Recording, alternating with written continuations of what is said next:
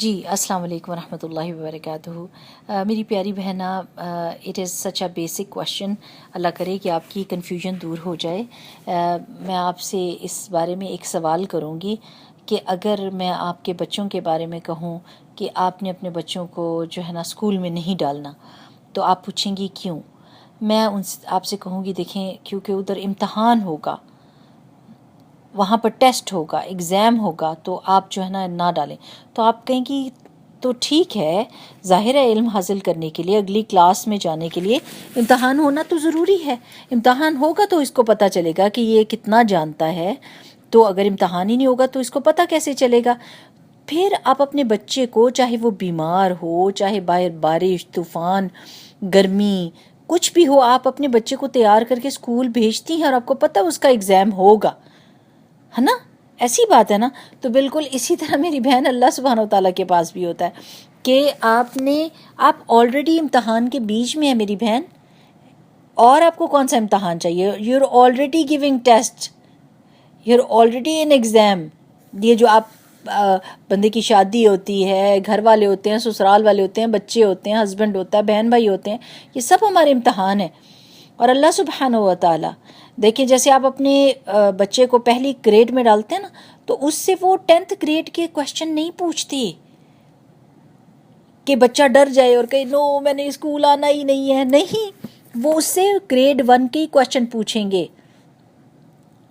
اور جیسے جیسے وہ آگے کلاس میں جاتا جائے گا اس حساب سے اس سے کویشچن پوچھیں گے، اور پھر جب وہ 10ویں گریڈ میں پہنچے گا تو اس سے گریڈ 1 کے کویشچن نہیں پوچھنے والے۔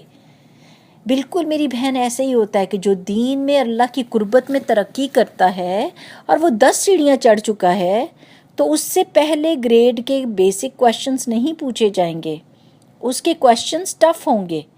اور جو نیچے پہلے گریڈ والا ہے، اس سے 10th گریڈ کے کویشچن نہیں پوچھیں گے، کیونکہ یہ انکمپیٹنٹ ہے، ابھی یہ اس قابل ہی نہیں ہوا کہ وہ ان سوالوں کے جواب دے سکے۔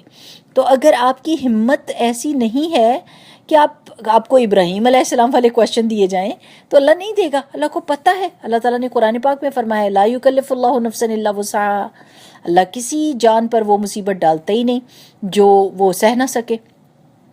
تو آپ اللہ تعالیٰ کی قربت مانگیں، لیکن یہ یاد رکھیں کہ اللہ تعالیٰ اتنا رحمان اور رحیم ہے کہ وہ کبھی بھی آپ کے اوپر کوئی ایسی چیز یا کوئی ایسی آزمائش ڈالے گا ہی نہیں جس میں آپ فیل ہوں، کیونکہ اللہ سبحانہ و تعالیٰ کو یہ اچھا نہیں لگتا کہ میرے بندے فیل ہوں۔ جیسے اسکول میں کبھی کبھی ہوتا ہے نا کہ کوئی ٹیچر بڑی مین ہوتی ہے، بڑی خراب ہوتی ہے، وہ اس کے اپنے حالات اتنے اندر سے خراب ہوتے ہیں کہ وہ بچوں کے ساتھ بھی دشمنی کرنے لگ جاتی ہے، اور ایسا ایگزام دیتی ہے جس میں سب بچے فیل ہو جائیں، لائک بھی اور نہ لائک بھی، سب کے سب فیل ہو جائیں، اور اس سے اس کو بڑی تسکین پہنچتی ہے بچوں کو ڈانٹ کے۔ ایسا لیس کمثلہ شیء، اللہ کے ساتھ کوئی مثال ٹھہرائی نہیں جا سکتی، لیکن اللہ سبحانہ وتعالیٰ ایسا مالک الملیک، ایسا بادشاہ ہے، ایسا مالک خالق مدبر ہے کہ وہ یہ کبھی بھی نہیں چاہتا کہ اس کا کوئی بھی بندہ اس امتحان میں فیل ہو۔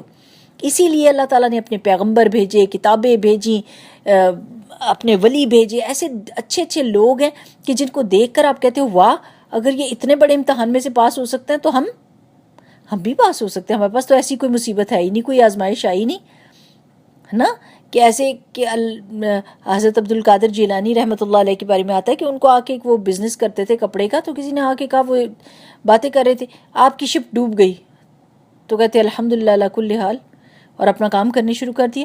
تھوڑی دیر کے بعد وہی آدمی بھاگا بھاگا دوبارہ آیا، نہیں نہیں جی آپ کی شپ تھوڑی ڈوبی تھی، وہ تو کسی اور کی ڈوبی تھی، آپ کی تو کنارے لگی۔ انہوں نے کہا الحمدللہ رب العالمین، اور کہا یہ کیا ہوا؟ جب نقصان کا بھی سنا تو الحمدللہ، اور جب وہ پانے کا بھی سنا تو بھی الحمدللہ۔ انہوں نے کہا مال اللہ ہی کا ہے، گیا تو بھی اللہ کا تھا، واپس آ گیا تو بھی اللہ کا ہے، اس میں اتنی زیادہ مطلب ریئیکشنری ہونے کی کیا بات ہے؟ تو آپ اس کی فکر ہی نہ کریں کہ آپ کو کیا امتحان آئے گا۔ اللہ سبحانہ و تعالیٰ آپ کو وہ امتحان دے گا ہی نہیں جس میں آپ فیل ہوں، آپ پاس ہی ہوئیں گے انشاءاللہ تعالیٰ۔ آپ اللہ تعالیٰ سے اس کی قربت مانگیں، اور سلولی اینڈ گریجولی بندہ مضبوط ہوتا ہے، اس کی پرسنالٹی میں طاقت آ جاتی ہے، وہ کچی پرسنالٹی کا نہیں رہتا کہ تھوڑی تھوڑی بات پہ کہہ کے لگائے اور آؤٹ آف کنٹرول ہو جائے، اور تھوڑے تھوڑے غم سے مایوس ہو جائے اور بے بس ہو جائے اور گر جائے اور حزن ملال کا نمونہ ہو جائے اور چیخے اور شکایتیں کرے۔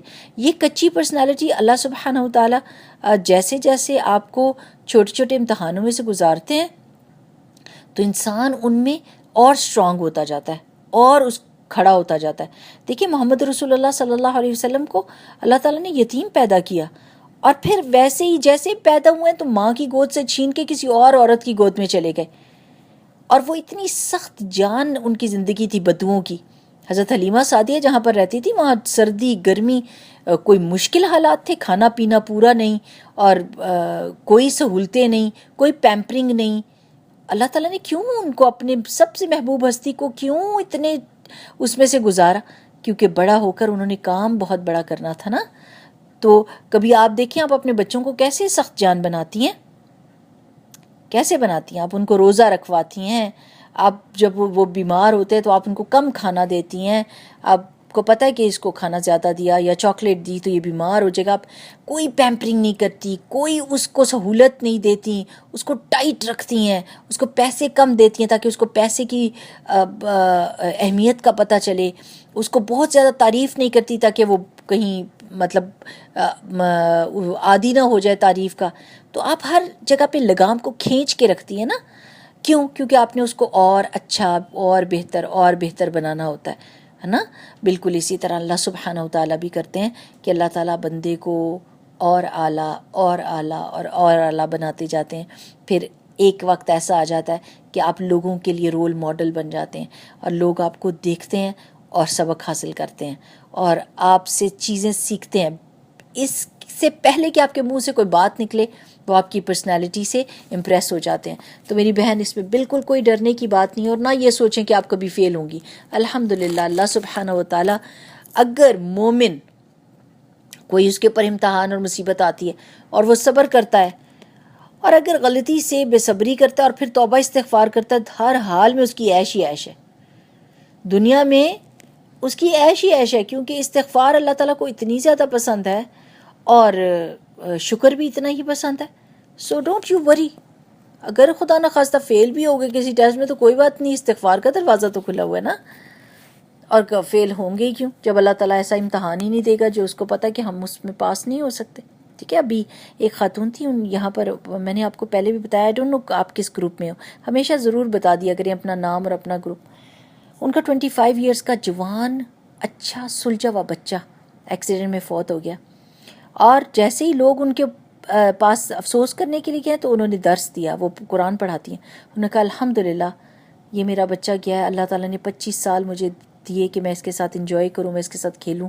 یہ میرے پیٹ میں مر سکتا تھا، یہ 2 سال کے بعد مر سکتا تھا، یہ 3 سال کے بعد مر سکتا تھا. اللہ نے مجھے 25 سال دیے کہ میں اس کو دیکھوں، اپنی آنکھیں ٹھنڈی کروں، اپنے دل کو خوش کروں. الحمدللہ علی کل حال. میں اللہ تعالیٰ کی رحمتیں چاہتی ہوں کہ میرا بچہ جنت میں جائے، خوشیاں لے، اور ہم کو اللہ تعالیٰ صبر دے، اور اس صبر کے بدلے میں اللہ مجھے جنت دے. آپ سوچیں وہ امتحان اللہ تعالیٰ آپ میرے کو کسی کو نہیں دے گا جو اس کو دیا ہے، اس عورت کو دیا ہے. کیوں؟ کیونکہ اللہ تعالیٰ نے دیکھا کہ اس میں اتنا صبر تھا. ٹھیک ہے نا. تو ہر بندہ فرق ہوتا ہے اور ہر بندے کا امتحان بھی فرق ہوتا ہے، اور وہ اس کے ایمان کی حالت کے مطابق ہوتا ہے. جن کے ایمان کمزور ہوتے ہیں اللہ سبحانہ و تعالیٰ ان کو بڑے بڑے امتحان نہیں دیتے، اور جن کے ایمان مضبوط ہوتے ہیں وہ پھر درجات جو ہے نا بھاگ بھاگ کے اوپر کی طرف جاتے ہیں اور بلند درجات کو قبول کرتے ہیں. اور دیکھیں کہ اللہ سبحانہ و تعالیٰ کے ساتھ کس نے دعا مانگی تھی؟ حضرت آسیہ علیہ السلام نے کہا تھا رب ابنی لی عندک بیتا فی الجنہ، یعنی عیش آرام کی زندگی تھی ان کی. فرعون کے گھر میں کنگھی بھی ان کی لوگ کرتے تھے. آپ ذرا سوچیں نا کہ کتنی عیش تھی. دنیا کی مضبوط ترین عورت یعنی پاورفل عورت تھی، لیکن انہوں نے کہہ دیا اللہ ایک ہے. اسے پکڑ کے لٹا کے ان کے ہاتھوں میں اور ان کے پاؤں میں کیل ٹھونک دیے. کیسی اذیت والی زندگی ہوگی نا، جتنی دیر وہ بلیڈنگ ہو رہی ہوتی. وہ والا امتحان ہمارے پہ نہیں آنے والا بہن انشاءاللہ، جس میں ہم فیل ہو جائیں. تو انہوں نے ادھر لیٹے لیٹے کیا کہا رب ابنی لی عندک بیتا فی الجنہ. اور پتہ چلتا ہے حدیث سے کہ ان کو جنت میں ان کا گھر دکھا دیا گیا تھا. اے اللہ اپنے پاس میرے لیے جنت میں گھر بنا. ایسے نہیں کہا جنت میں گھر بنا، اپنے پاس. اب اتنے بڑے امتحان میں سے پاس ہوں گی تو پھر ایسا گھر بھی ملے گا نا.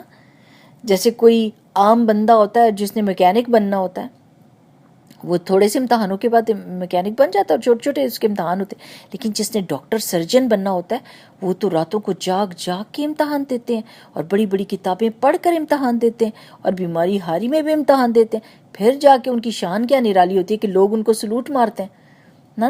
لیکن دونوں کے درجے میں فرق ہے کہ نہیں ہے؟ اور کس وجہ سے؟ امتحان کی وجہ سے میری پیاری بہن. ٹھیک ہے نا. تو اللہ تعالیٰ سے امتحان مانگنے تو نہیں چاہیے، عافیت مانگنی چاہیے، لیکن درجوں کی بلندی ضرور مانگیں، اللہ تعالیٰ سے قربت ضرور مانگیں اور بالکل نہ ڈر ہو کے مانگیں. اللہ سبحانہ وتعالیٰ آپ کا حامی و ناصر ہو. السلام علیکم ورحمۃ اللہ وبرکاتہ. سبحانک اللہم و بحمدک، نشہد ان لا الہ الا انت، نستغفرک و نتوب الیک. السلام علیکم ورحمۃ اللہ.